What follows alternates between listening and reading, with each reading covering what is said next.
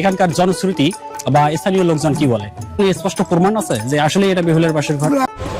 প্রিয় ভিউয়ার্স, আমরা এই মুহূর্তে অবস্থান করছি বাংলার প্রাচীন রাজধানী পুণ্ড্রনগরে। এটির বর্তমান নাম মহাস্থানগড়, অর্থাৎ যীশু খ্রিস্টের জন্মের পূর্বে প্রায় 2500 বছর পূর্বে এখানে সভ্য জনপদ গড়ে উঠেছিল।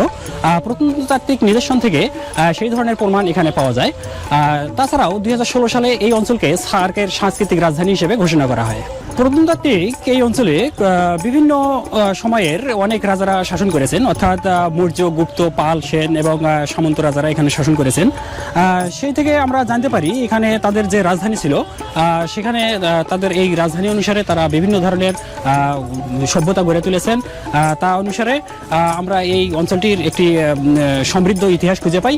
এবং তাছাড়াও আমরা এখানে জানতে পারি যে এই শহরটির অবস্থান বগুড়া জেলার শিবগঞ্জ উপজেলায়, যা বগুড়া জেলা শহর থেকে 13 কিলোমিটার উত্তরে করতোয়া নদীর পশ্চিম তীরে অবস্থিত। এই স্থানের নাম মহাস্থানগড় হওয়া সম্পর্কে স্কন্দ পুরাণে একটি আখ্যায়িকা প্রচলিত আছে।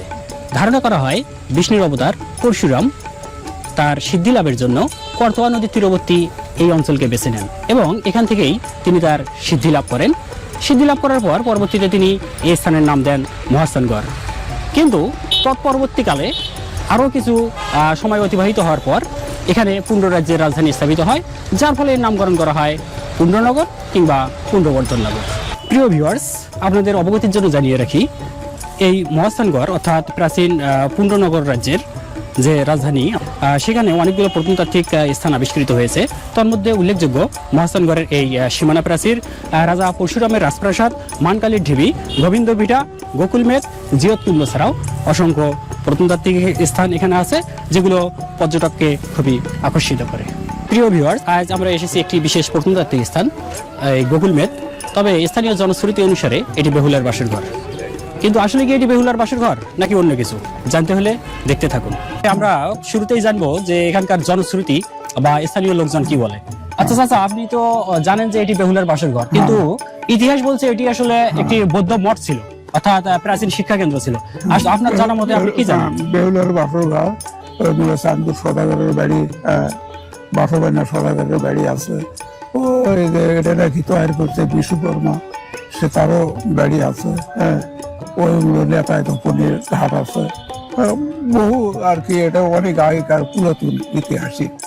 হ্যাঁ, মোটামুটি লোকজন আসে, বিদেশ থেকেও আসে। আচ্ছা, এটা যে আপনারা বলছেন যে বেহুলার বাসর ঘর, কিন্তু বেহুলার বাসর ঘরের কি এখানে কোনো নির্দিষ্ট কোনো স্পষ্ট প্রমাণ আছে যে আসলে এটা বেহুলার বাসর ঘর?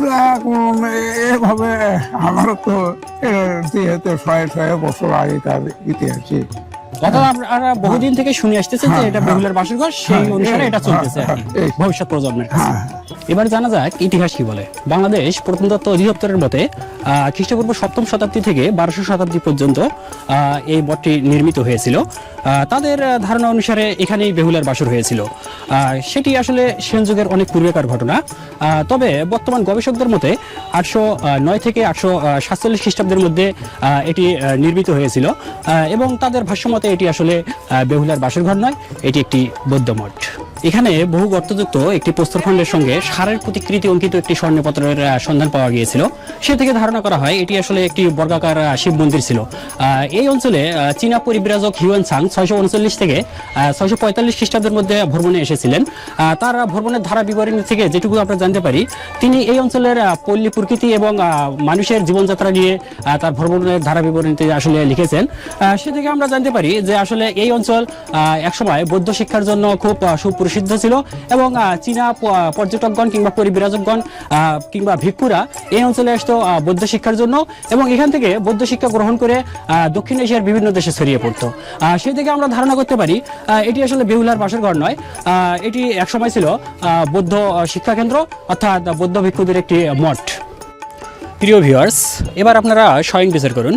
মনসামঙ্গলের কাব্যের কাহিনীর আখ্যান অনুসারে কিংবা স্থানীয় জনশ্রুতি অনুসারে এটি আসলে বেহুলা লক্ষিন্দরের বাসর ঘর, কিন্তু ঐতিহাসিক সত্যতা আসলে বলছে ভিন্ন কথা।